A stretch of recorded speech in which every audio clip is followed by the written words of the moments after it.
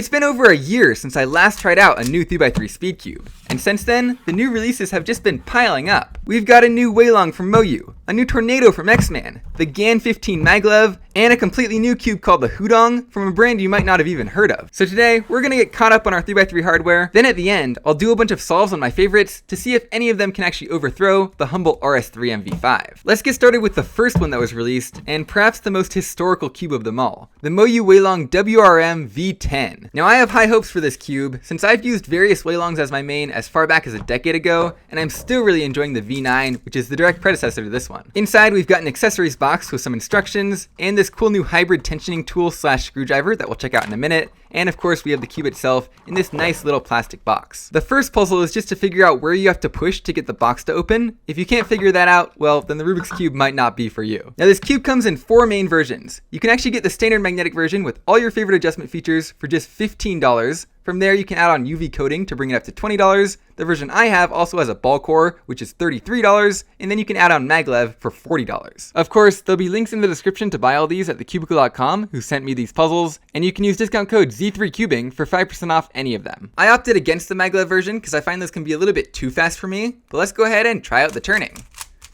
Okay, that is not quite what I was expecting. Right out of the box, it strikes me as extremely fast and frictionless. I'm very glad I didn't go for the MagLev version. It just has a gliding texture to the turning, as opposed to previous WeiLongs, which are much crunchier in their texture. It also feels extremely snappy, almost to the point of feeling clunky as you turn it, kind of reminiscent of the YS3M in that regard. But on top of that, it definitely feels more stable, almost more blocky feeling than the V9, which is much more flexible, which hopefully should be a win for controllability. Now let's pop open a center cap and see what the adjustment system looks like. Oh no, they're going full on GAN and removing the screws. So here's how it works. You can ignore the letters in the middle, that literally just spells out MoYu. Instead, look at the numbers down in that little orange gear. Basically, this little notch on the centerpiece down there tells you your tension, and this notch on the circle in the middle tells you your elasticity. So now this is the part of the tool we use to adjust them. As you can see right now, the tension is on 1. So if we turn this little circle clockwise, as you can see, that changes it, now it's at 5. Likewise, the elasticity, or spring strength, is currently at 1, and if we turn the little circle counterclockwise instead, now we're adjusting that, so now it's on 3. I think I'm going to leave the springs on 1 because they seem plenty strong enough to me,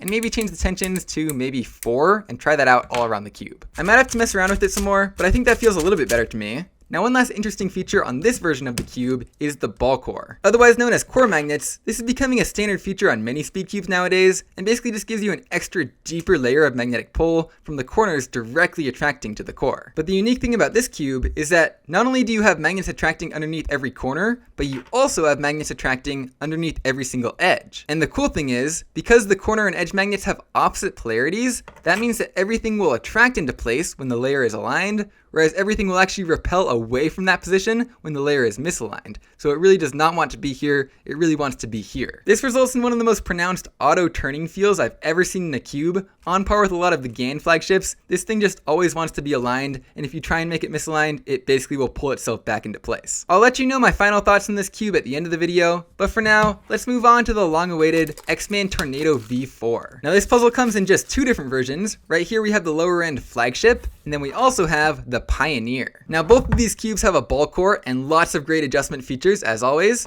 The flagship version comes in at $36, whereas the Pioneer version for $50 also gives you UV coating, MagLev, and some crazy new magnets, which we'll check out in a minute. The flagship, on the other hand, is the one I think I'll prefer. So we have our nice fancy little card here, an accessories box, as well as the plastic cube box itself. This thing contains a cleaning cloth, an instruction booklet, a nice fancy bag, as well as a screwdriver, and a blank center cap. I really like seeing these included because it lets you use the cube for blind events. Oh, I guess it's just brute force this time, and that gives us access to the X-Man Tornado V4. Now I really enjoyed the Tornado V2 and used it as my main, and I like the V3 as well. I just got the MagLev version, which was a little bit too fast for me, so hopefully this non-MagLev V4 should be perfect for me. So let's try out the turning. And yeah, that feels like a tornado, alright. In fact, it feels almost exactly like the V3 if it were a little bit slower and more controlled, as you'd expect from not having MagLev. There's really not much for me to say because it feels so similar to before, just a basic solid turning cube that's extremely easy to control. Definitely a lot less fast and flexible than most speed cubes on the market, which seems like an absolute win to me. I mean, if it ain't broke, don't fix it. Let's see if that applies to the adjustment system as well. Yeah, that looks very familiar. So it might look kind of complicated, but it's basically the exact same thing as the MoYu cube we just looked at. except there's a nice convenient little handle that you can flip up so that you don't actually need any tools to adjust it. You just use your fingers. So there's a notch on the centerpiece right there that's pointing to the current tension. As you can see right now, it's on 3. We can turn it clockwise to change the tension to 4, 5, 1, etc. And then there's another little cutout on the inner circle right there. As you can see right now, it's pointing to 3, and if we turn it counterclockwise, now we can change it to 4, 5, etc. I might mess around with those later, but I actually quite like the settings that it's on right now, so we'll just leave that be. Now, one thing I know that they did change has to do with the magnet strength adjustment. Now, this is a handy little feature that's been around since the V2. It's not very common on other speed cubes, but basically, if you want stronger magnets, you just go ahead and turn it towards that little plus sign, do that on all the edges, and bam, you have a stronger magnetic cube. Now, I've definitely used and appreciated this feature before, and basically what they've done is they've just made it a little bit faster to adjust. So instead of the adjustment being on the edges and having to adjust all 24 of them,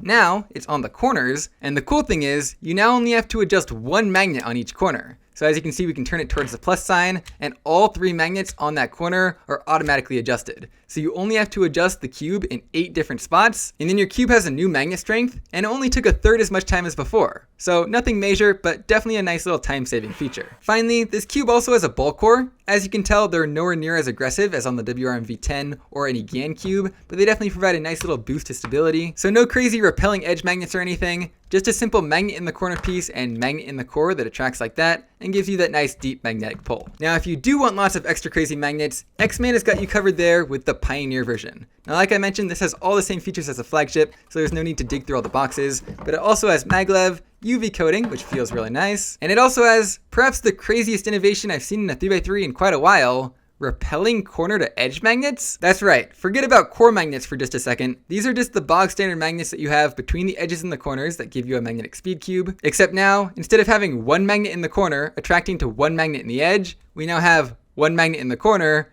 attracting to one magnet in the edge while also repelling to these 2 other magnets side to side. So I guess the idea is that while core magnets give you that deep magnetic pull that you can feel from really far away, these are trying to enhance that sharp magnetic click that you get just at the very end of each turn. So you get more of a click at the end of each turn because as you're getting close, those side magnets push the corner piece away and into the correct position without actually being harder to turn like you'd get with stronger magnets. Now, is this just a big gimmick? Kinda seems like it to me, but let's actually give them a chance by seeing how this puzzle turns.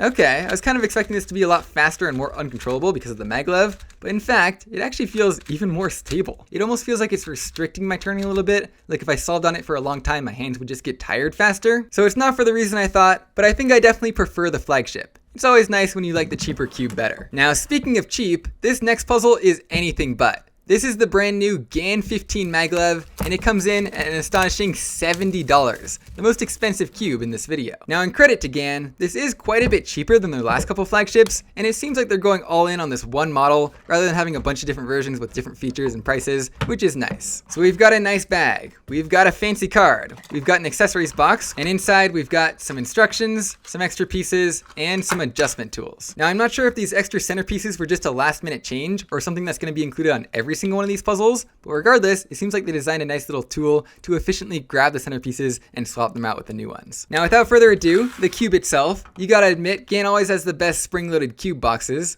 Boop. And inside, we have a puzzle that looks suspiciously similar to the GAN 14 MagLev and the GAN 13 MagLev and the GAN 12 MagLev, but who knows, maybe they changed something up this year. We also have a new secret compartment inside the box for holding these corner magnets that you can swap out, which we'll check out later. So let's try out the turning. Okay, it feels like a GAN cube alright. It's fast, it's light, it's effortless to turn, nice and airy feeling. I really do like how it feels. I feel like it's more fluid and I'm not getting as much catching as I do on other GAN cubes, but if I really want to say anything intelligent about it, I think I'm just gonna have to sit here for a minute and compare all 4 of the most recent models. Okay, hear me out. I feel like the 12 has had the best performance in a GAN cube up to this point, just in terms of fluidity and everything, but the actual feeling on top of that just wasn't that great. It had catching issues, and it's just a little bit clacky for a GAN cube, whereas the 13 had a much nicer feeling to the turning. It's just nice and soft and easy to turn, whereas it doesn't have quite as good performance as the 12. The 14 maybe improved the performance a little bit, but it kind of went back to that clacky feeling of the 12, whereas the 15 actually kind of brings everything together with that nice soft feeling from the 13 and the great performance of the 12 all in one. Or that's my theory at least. I get a little bit lost when everything from GAN feels so similar nowadays, but I think if I were to pick up a cube off my shelf to solve, it would be this one. In terms of adjustments, it looks like there's actually no way to get the center caps off without using the special tool, which is a little bit annoying, but once we do put the tool on, we just push down, and that's actually really easy. And once we get inside, we have to use this other adjustment tool. So just like on the other two 3x3s we've checked out, the little notch on the centerpiece points to the tension. So as you can see right now, it's at 4, and we can use one side of the adjustment tool, turning clockwise to change the tension, and then right on top is the elasticity. So we actually use the other side of the adjustment tool to change that, also turning clockwise. So not the easiest to use. I would probably give that to X-Man, but not bad either as long as you have the tools. But while we're here, let's go ahead and try swapping in these new centerpieces. So let's just grab one of these out of here. It should be very easy to get this out. We just push down, rotate 90 degrees, and then everything should sort of pop out. Now I guess we could probably just grab this, but let's see if the tool makes it any easier. So here we go. Oh yeah, nice and easy. Pop the new center cap in, replace the MagLev adjustment features. First this one, and then this one, and then rotate 90 degrees to get it back in again, and then repeat on all 6 sides. I replaced all 6 centers, which was quite inconvenient, but let's see how it turns. And honestly, it's not much different. I'd have to have the two side by side to even tell the difference. In terms of core magnets, they've actually stepped backwards a little bit, which I think is probably a good thing. You still definitely have a little bit of that auto turning feel, but not nearly as much as on the 13 or the 14. And that's mainly because you no longer have those repelling edge magnets. So we're back to just these big old magnets from the corners to the core, and that's it, which I quite like the feel of. You can also use the adjustment tool to swap out these magnets for some other strengths that came in the box. So you just twist it like that, pull it out, and then you can swap it with blue, which I think is weaker, and then green, which is stronger. So if you want more or less of that auto turning feeling, that's where you should go. And I guess you could always take them out entirely too. Now there's one more little adjustment that doesn't come with this cube, but if you're ordering from the Cubicle, you can pick up for just $7 extra, and that is a spring conversion kit for the GAN 15. If you don't like how fast MagLev makes the turning, which has been true of all the other cubes in this video, you can just swap it out with some old-fashioned springs instead. So I think the way this works is you pop out just the upper MagLev part, pop in a spring, followed by the washer and the plastic piece, and that locks into place just like before. And now you still have the ability to change the tensions, just no more spring compression. And now if we swap that out on all the rest of the centerpieces, we get an all spring cube that feels strangely reminiscent of the GAN 11M Pro. I guess that kind of makes sense. It's definitely slower than before, so it could be a good option if you find GAN cubes just way too fast. It does feel a little bit less flexible, maybe slightly worse performance than before. I think I'm probably going to swap them back personally, but definitely interesting to try out for just $7. And the final thing we're going to be checking out in this video is a brand new 3x3 speed cube called the HuDong from a company you may have heard of called FanXin. The only puzzle that really comes to mind when I hear that name is the classic FanXin banana. So needless to say, they're not really known for 3x3s, but hopefully this cube will turn as well, as this thing is awesome. Now this cube actually comes in not 1, not 2, but 3 different versions with seemingly no way to tell them apart from the box. So I guess let's just open all 3 of them up at the same time. Ta-da! Okay, they still all look identical on the inside. Looks like each one has an accessories box as well as the cube. So let's open all of these up. Looks like each one has a nice velvety bag, various instructions, as well as a screwdriver and a blank center cap. Inside their magnetic boxes, they're still looking pretty identical, and it looks like we're gonna have to get off this plastic wrap to really tell what the differences are. After taking a peek inside, I can tell you that all 3 of these puzzles have a ball core. This is the standard version for $23. That jumps up to $29 for the flagship if you want UV coating, and then the Ultra jumps up to $32 if you also want MagLev. So overall, one of the more affordable flagships out there. Let's start out with the standard version, which honestly should be good enough for most people. It has a very unique look to it, especially with that fully circular center, and I really have no idea what to expect when it comes to the turning. So let's try it. Okay. That's interesting. I could get behind this. It feels extremely flexible, but not really in a bad way. Like you can do whatever you want to it, but then as soon as you let go, it's perfectly back to being a cube again. It just feels shockingly forgiving and stable for being such a ridiculously flexible and loose cube. A lot of cubes feel like you need a very particular turning style to control it properly, whereas this thing just feels like I can do whatever the heck I want to it, and it'll just behave. Besides that, the cube is fast, but not crazy fast. I would say the texture is a little bit crunchy, definitely quite clacky in a nice satisfying way. I really don't have anything bad to say about it yet. I mean, it's a little bit loose for my liking, but that can be adjusted easily, and it still seems to be controlling itself just fine. Speaking of adjustments, let's pop off a center cap and see how that works. This looks just like MoYu's old dual adjustment system, where you can use a screwdriver to change the tensions, or spin this outer ring to change the elasticity. It looks like there's a little arrow right there, and it's easy enough to spin it with your hands. Opening up the rest of the cube, we can go ahead and check out the ball core. It looks like we do have magnets on the bottom of the edges, which actually repel from the ball core magnets, and of course the magnets magnets on the corners to attract to them. Okay, and this is interesting. I think I've heard about this, but never seen it. We actually have an extra set of magnets on the bottom of these corner pieces that attract directly to the bottom of the edge pieces right there. That is absolutely fascinating, and I think it totally explains that extra bit of stability I was feeling. We not only have the normal outer magnets and the inner core magnets, we also have this new intermediate set of magnets that's just sort of pulling everything together in a new spot I've never felt before. I think this totally takes the cake as the coolest innovation I've seen with magnets in years, and I didn't even expect to see it when I first opened up the cube. Oh, and by the way, these pieces do look suspiciously familiar to the pieces from the X-Men Tornado. In fact, if we go ahead and do this, I bet we can get a tornado piece to work inside of here other than the reversed magnets. So maybe there is a bit of inspiration taken there, and now that I think about it, the turning does feel kind of similar to a tornado. Maybe that's why I like it so much. Now, as much as I've already fallen in love with the cheapest version, let's go ahead and take a step up. This one should feel identical apart from the UV coating, and yeah, it definitely feels that way. And I think if any of these three cubes are going to become my main, it'll probably be this one. You still have that nice slower speed of the non-MagLev version, but that glossy finish is a little bit nicer to hold on to. Is it worth $6 extra over the standard version? That's your call, but I think I like it a little bit better. And finally, the Ultra with MagLev. I think this is probably going to be uncontrollably fast for me, but let's try it out anyway.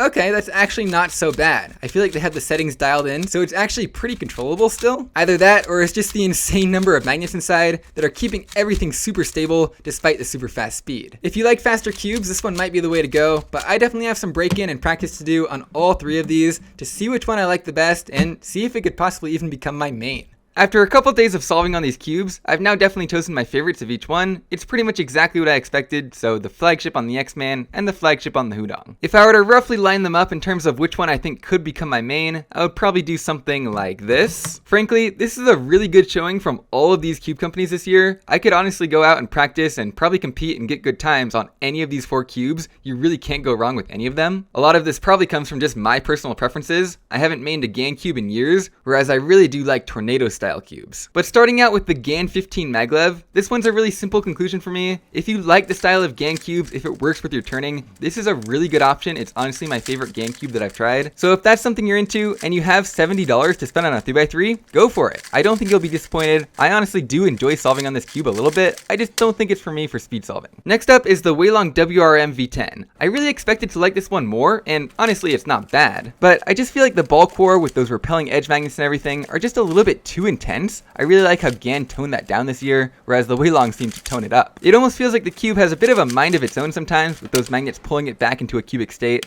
and the turning of it feels like a bit of a departure from previous WeiLongs, with that really clacky feeling to the turning. It's not exactly my style. Now there is also the base version without the magnetic core, which comes in at just $15, which seems like it could be an absolute steal for budget cubers. I could probably main it myself, it's just not my preference. Next up, the HuDong. This one was a total surprise to me, just a totally new feeling in a 3x3 that I really enjoy. I guess if I had to sum it up, it's kind of like a hyper stable tornado. It feels like the kind of cube that could accommodate a wide variety of turning styles. Kind of in the same vein as my complaints about the WeiLongs, the magnets do feel a tad intense at times, almost like the cube is trying to control me rather than me controlling it. I do think it's a great innovation that hopefully will find its way into many more speed cubes in the future, and for just $23 for the base version, I see no reason why any average speed cuber wouldn't try this out. I'm gonna have to wait and see if this cube really works for me in a competitive environment, but I could honestly see it becoming my main and the mains of many other cubers around the world. And finally, I think the cube most likely to overthrow my main is the X-Man Tornado V4. This puzzle seems like a very safe release from X-Man. They have a product that's doing really well, and so they're sticking to it. If you already have a Tornado V3 that you're happy with, I probably wouldn't even bother upgrading to the V4. There's just no real tangible changes worth spending extra money on. But if you're like me and kind of skip the V3 generation, or you're just looking for a cube that's nice and simple, super controllable, and the king of adjustability, then you really can't go wrong with the X-Man Tornado V4. Now those extra magnets on the Pioneer version do seem a little bit dubious to me. I probably wouldn't get that one, especially because of the MagLev, but the flagship seems like the perfect choice for me. As always, links to buy any version of all these cubes at thecubicle.com will be down in the description, and be sure to use discount code Z3Cubing while you're there to get 5% off anything on the entire store. So will any of these four cubes actually replace my RS3 MV5 that I've been using as my main for over a year now? I think one of these two cubes probably will. I'm gonna have to mess around with them for the next few months, and we'll see at my next cubing competition which one I pull out. But like I said, there's really no bad options on this table right now, so let me know down in the comments what cube you're using right now, whether you bought any of these, and what you think of them. Anyway, that's pretty much it for this massive 3x3 unboxing. I really hope you all enjoyed, and I'll see you guys next time.